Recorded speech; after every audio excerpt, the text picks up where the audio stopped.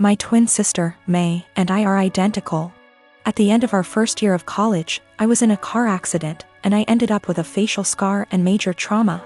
I started seeing a therapist because of the nightmares and the fact that I was panicking anytime I got into a car. That led to me realizing there were some deeper issues, which we worked on. As part of that work, I got a physical. Started working with a dietitian to fix my diet and the smorgasbord of vitamin deficiencies it caused. I started working out, strength training 3 days and sprints or hit on 3 with our older sis. By the end of our first year of college, we had each gained about 30 pounds. By the end of the next year, I had lost half of it, but I was smaller at 134 pounds than my previous 120 because of the muscle mass. And that's been my size for the past half-decade. I found a new beautician, and she gave me long layers to make my natural curls be curls instead of waves of frizz. I always wanted but that my old one said would look bad and refused. I stopped bleaching it and let it go its natural dark blonde / light brown. I stopped spray tanning. Again, that's been my look for the past 5 years. I live in a rural area, and the internet isn't great. Things like FaceTime just aren't options, and I can't post a lot of pics on social media /see of it. This is relevant because a big issue is that May didn't see me over the quarantine. We talked on the phone a couple times a week, but it mostly revolved around her wedding planning. She got engaged before the Rona put us on lockdown. I wasn't her mo, so mostly I was being told decisions, not involved in the process. When it came to the bridesmaids' dresses, May sent our sister, SIL, and me a link and told us to get it in our size. Same with hair and makeup, but we had to arrange for a beautician because May's wouldn't do more than 4. And she wanted her friends at the appointment with her. Except she didn't do a bachelorette party with us, she did with her friends, or rehearsal dinner. So May didn't see any of us until the start of the wedding. She was livid. Apparently, she thought we would have stopped working out because of the Rona, even though we did it at home. Or that we would have stopped when she announced her engagement, so we didn't upstage her. She was mad because I didn't try to hide my scar and didn't tan, thought it would be implied. She made several snide remarks before throwing a drunk temper tantrum at the reception, basically accusing the 3 of us. But me ESP of trying to upstage her. I don't have that excuse /C I was a DD so sober, but I, quite famously, have a low tolerance for angry or crying drunks. I told her, if you're so insecure, you should have got off your ass instead of expecting us to lay on ours to make yours look better. It only got worse. Our family is on my side /C I didn't start it or do anything. But his family and her friends are giving me shit. I met this guy about 18 months ago, and we've been together since. He knows about my employment history, and he said that he has no issue with it. Though he did ask me to tell his family the white lie I occasionally use on my CV and stuff, which is that I was a waitress. A month ago we found out that I'm 2 months pregnant. He says this is great news, and we should move in together. I assumed he'd be moving into my place because he rents his far smaller 1-bedroom flat while I own mine. And I have room for a baby's room while he doesn't. Also, I really don't want to leave my flat. It's my flat, I love it, I could see myself living here for the rest of my life. And I don't want to lose the security of owning a flat and have to go back to paying rent or a mortgage each month.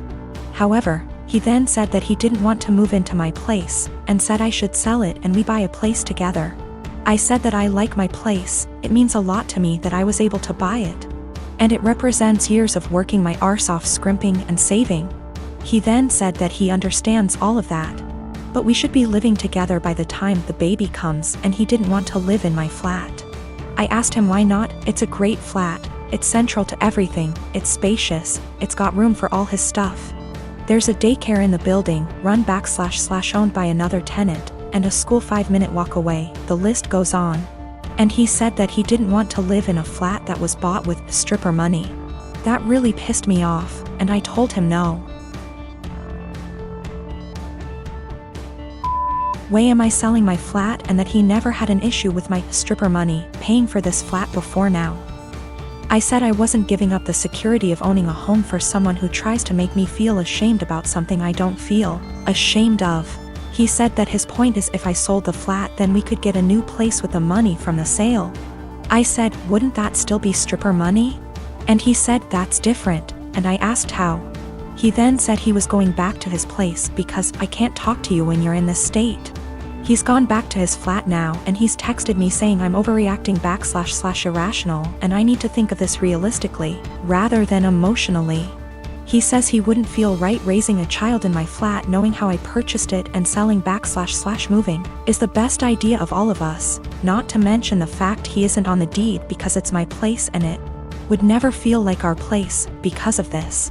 I feel I might be the arse because I get why he might feel like it's just my place and I feel I'm being too rigid, in a time we need to work together. Plus I spoke to my sister and she sided with him, so 2 out of 3 people think I'm in the wrong here. I dumped him.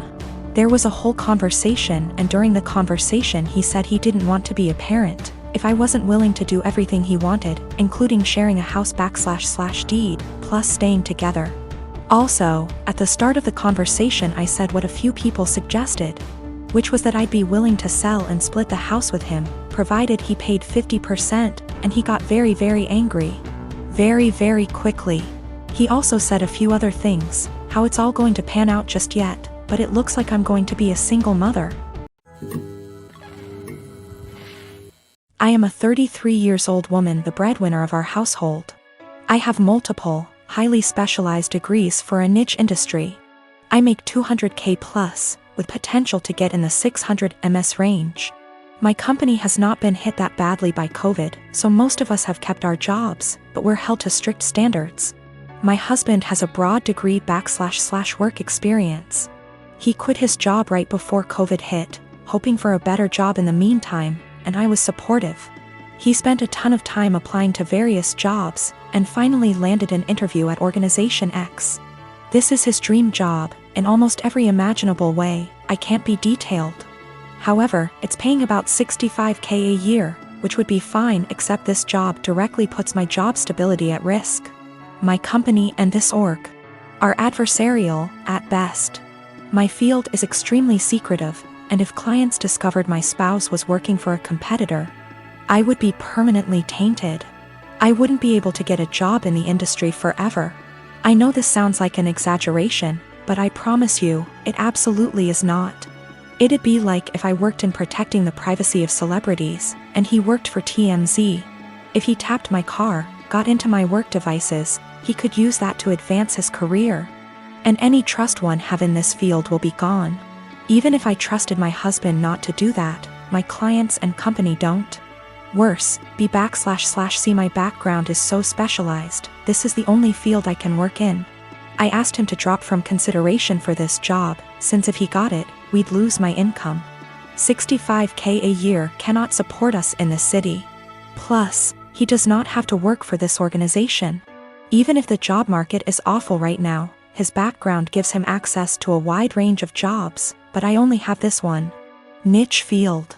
He was extremely angry, and said I was selfish and only cared about money. I told him that if he wanted to go back to school for an advanced degree or just be unemployed for a while, I would support him.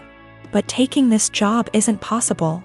He continued the process behind my back, and got the offer. He wants to accept it, B / C. He says his career needs to take priority and that I wasn't being a supportive wife. I feel so betrayed, and I've contacted all relevant higher-ups in my company to inform them. I notified them as soon as he got the interview. B / C. It's better coming from my email than from a background check. I told him he could decline the offer, W / me watching him physically decline it. Or he could accept the offer and move out immediately. I would pay for him to stay 2 weeks at a hotel, and we would begin divorce proceedings. My company is willing to take care of all of my legal fees. I feel awful. I still love him. I moved decisively, B / C. This was the best way to cut my losses, but it still hurts. He called me heartless and cold. It's true that I was prioritizing my career over his, but it felt like the only option at the time. I'm 19 years old female was traveling alone on an 11-hour flight today. And a guy in his 20s is in the same row as me. I was exhausted because I only got 4 hours of sleep before the flight so I could sleep on the plane, but this guy, we'll call him C, keeps trying to make conversation. C starts off by telling me he's autistic, and then asking me if I like K-pop, and he keeps non-stop talking and rarely gives me a chance to speak, not that I wanted to. I tried to be polite because I have ADHD and I understand how social cues are difficult, so he probably can't tell I'm not in the mood. Over the course of the next 20 minutes I tell C maybe 5 times I want to sleep and put my headphones on, and each time, C begins speaking to me after maybe 2 minutes of silence. Finally, I was able to sleep for around 4 hours, but when I woke up C started up again. I'm still really tired, and I had some personal issues the day before my flight, so I'm also socially exhausted. But I let him talk for a bit before I start watching a show on my phone. I tell him maybe 5 separate times that I'm trying to watch a show, and that I'm not interested in talking to him right now, but maybe later. C still keeps trying to talk to me, and when I snap a bit and tell him I'm getting a bit annoyed, he goes into a full-on self-hating, "I'm so sorry, I'm horrible, God, I'm just gonna shut up now" rant. And I feel bad because I should have been nicer to him, and I can understand emotions being too strong and spiraling. I tell C that it's okay, and I just want some time to myself as I'm not the chattiest person, but maybe later we can talk. I put my headphones on and watched my show, but C kept trying to speak to me, but this time I ignored him, which was honestly a shitty move from me, but I just didn't have the energy at this point to interact with him. This was the wrong move, as he moved to get out of the row and stood in the aisle and began yelling at me. I didn't catch everything he said, but it was along the lines of, "Why can't women believe not all men are bad? Some men are on your side. I'm a nice guy, why are you ignoring me?" He storms off to the bathroom, and I take that chance to ask a flight attendant if I can change my seat because he really freaked me out, and I didn't want to have a panic attack on a plane. The flight attendants were amazing and got my stuff and moved me far away from him. I feel like I'm TA because he does have autism, and I could have been more patient maybe, and ignoring him was a shit thing to do.